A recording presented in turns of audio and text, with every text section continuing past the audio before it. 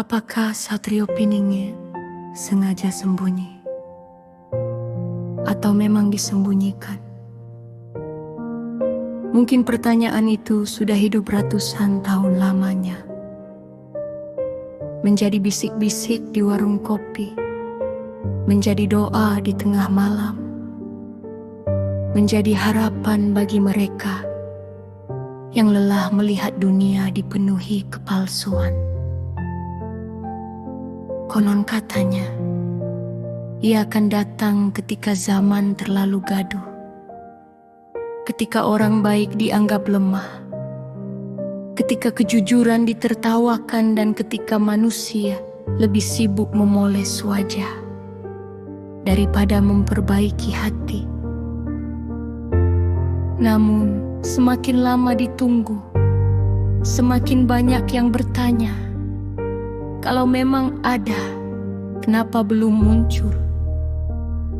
Lalu sebagian mulai menduga, jangan-jangan ia memang sengaja disembunyikan, atau mungkin ia memilih menyembunyikan dirinya sendiri. Sebab dunia ini aneh ketika seseorang terlalu jujur, ia dianggap berbahaya. Ketika seseorang terlalu tulus, ia dianggap bodoh.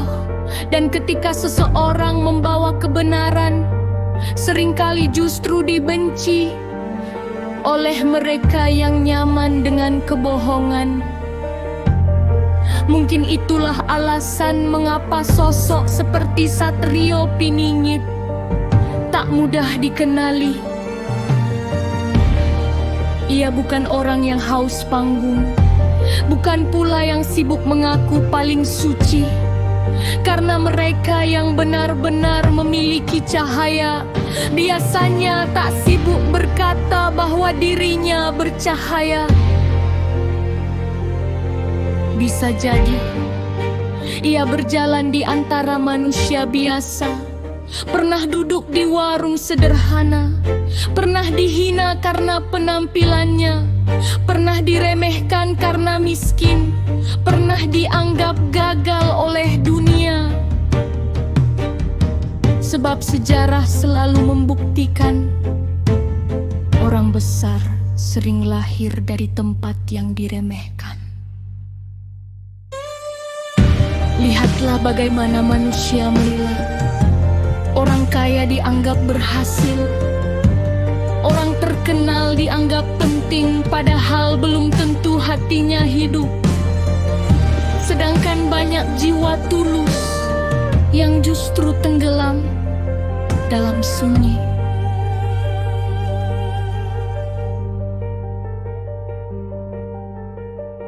Kadang dunia memang sengaja menutupi orang-orang baik, bukan karena mereka lemah, tetapi karena kebaikan sering mengancam mereka yang hidup dari kerakusan.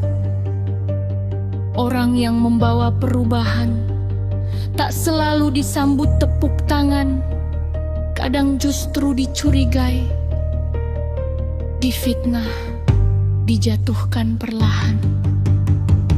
Karena kegelapan tahu satu hal, jika manusia mulai sadar, maka permainan akan berakhir. Namun ada kemungkinan lain yang lebih dalam dari semua itu.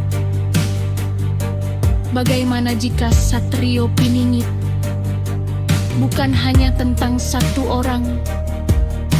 Bagaimana jika itu adalah simbol, sebuah pengingat bahwa setiap manusia punya tugas untuk membangunkan cahaya dalam dirinya sendiri? Mungkin selama ini manusia terlalu sibuk menunggu penyelamat, sampai lupa memperbaiki dirinya sendiri. Menunggu seseorang datang membawa keadilan, namun dirinya sendiri masih suka berlaku zalim. Menunggu pemimpin jujur, tapi masih gemar berbohong demi keuntungan kecil. Menunggu dunia berubah, namun tak pernah mau berubah lebih dulu.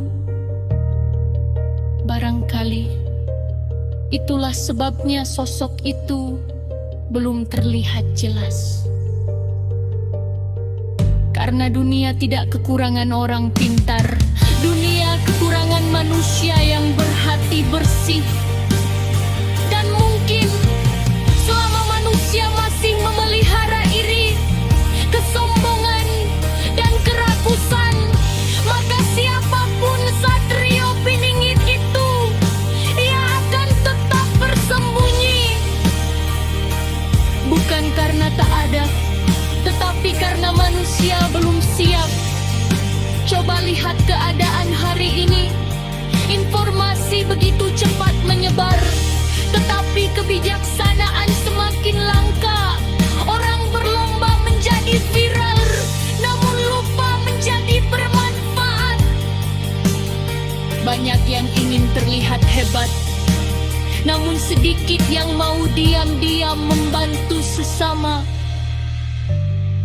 Padahal cahaya sejati tak selalu bersuara keras. Kadang ia hadir dalam bentuk sederhana. Seorang ibu yang tetap sabar dalam kesulitan. Ayah yang bekerja meski tubuhnya lelah. Anak muda yang tetap jujur di tengah lingkungan curang. Atau seseorang yang diam-diam membantu tanpa ingin dipuji. Mungkin disitulah makna sebenarnya, bahwa Satrio Piningit bukan sekadar tokoh misterius yang ditunggu kedatangannya, tetapi nilai tentang keberanian menjaga nurani di tengah dunia yang kehilangan arah.